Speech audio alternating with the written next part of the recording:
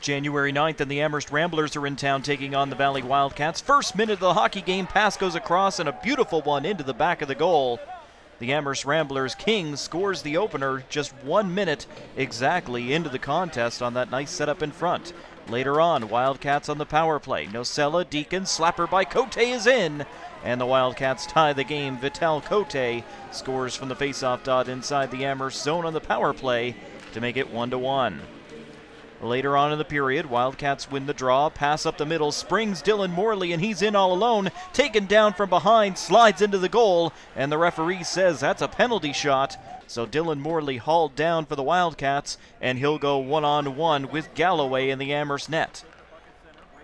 Tie game, Morley with a chance to break it, tries to go around the goaltender, but no dice on that one. Galloway is down, no part of the net to shoot at, and Galloway makes a save. Later on, Wildcats jamming at it at the side of the goal, and everybody comes together. We see Kyler Carter and Dylan Morley end up all the way into the corner in a wrestling match here with the two linesmen, trying to separate these two. Nice takedown by the linesman, actually, on Carter. So Morley and Carter are separated. Of course, words still being exchanged between Morley and Carter. Vital Cote in there as well, and he'll make his presence known a little bit later as this game goes on. Late in the period, Amherst with the puck in the attacking zone. Shot, save is made, and on the follow-up, it's in. Atkinson buries that one for the Ramblers, and they go back up once again, now 2-1 Amherst. Moving on to period number 2, power play just ending for the Valley Wildcats. Kept in by Cote at the point. He'll send it across for Nocella. Moves in, takes a shot, and scores. Nocella buries it into the back of the net with 3 minutes to go in the period, and the Wildcats tie it up 2-2 after 2 periods. Into the third period, little over halfway through, Wildcats on the attack again. Back to the point, Worthen with the big shot, loose in front, tipped in by Donovan Rehill, and the Wildcats for the first time in the hockey game take the lead. Worthen cleans up the rebound off of the point shot. Final minute of the hockey game, Ramblers' net is empty as Kosick plays the puck down low.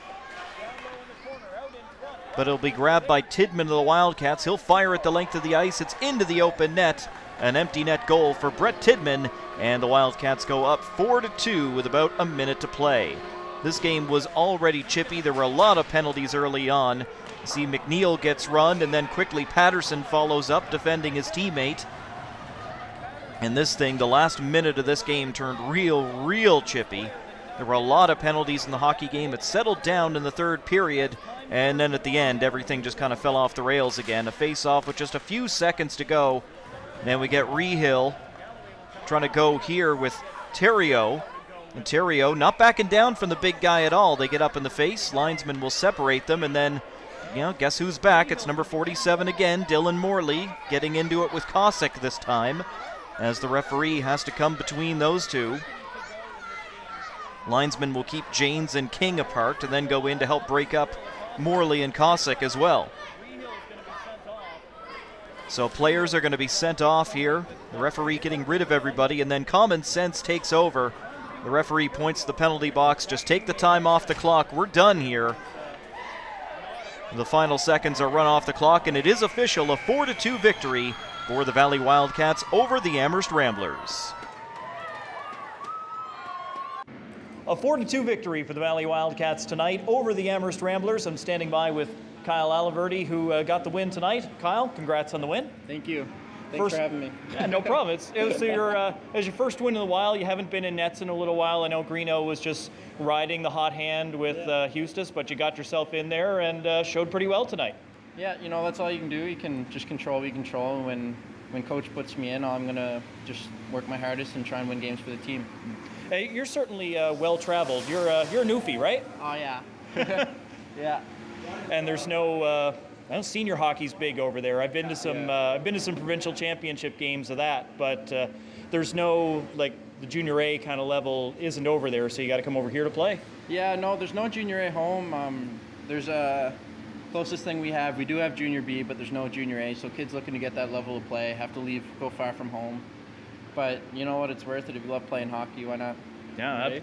Yeah. I'd love to get a team in Newfoundland though, but be a lot of travel. So yeah, I think a lot of people have tried to do that before, and Yeah. the cost just does not work in this league. But Yeah. and you've traveled as well, because you've been with the Woodstock Slammers and then came down here. Tell me about your experience in Woodstock a little bit too. Woodstock, it was a great experience. The team was great, but at the same time, I was really happy to get over here and get ice time and get my feet wet and try and win games for the team, right? Yeah. Yeah, so I really like Woodstock, but I really love it here, and I enjoy playing for the guys and the family. So Yeah, it's been a good mesh since you've got here with the guys in the Valley. yeah, it's been really good. They're a great group of guys, and I'm fortunate to have a really nice billet family as well, which makes everything a lot easier, just getting in, right, and getting your feet wet. But yeah, I love it here. Yeah, fantastic. And you've gone from, a top team in the one division over to a top team in the other division. You take not a perfect weekend, but 3 out of 4 possible points this weekend. Hard to complain with that too much, and you've got yourself into top spot in the East Link division. That's got to feel good.